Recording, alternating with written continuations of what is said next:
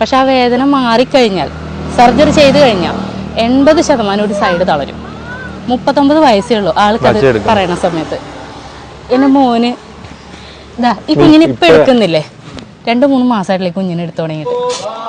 ഒരിക്കലും ജീവിതത്തിലേക്ക് തിരിച്ചു വരില്ല, ഒരിക്കലും നടക്കാൻ പറ്റില്ല എന്ന് പറഞ്ഞ ഒരാളും അദ്ദേഹത്തിലൂടെ തന്നെ ഒരുപാട് രോഗം കൊണ്ട് ബുദ്ധിമുട്ടുന്ന ആൾക്കാരുമാണ് അതാണ്ട് ഈ ഇവിടുന്ന് നടന്ന് ശബരിമല വരെ പോകുന്നത്.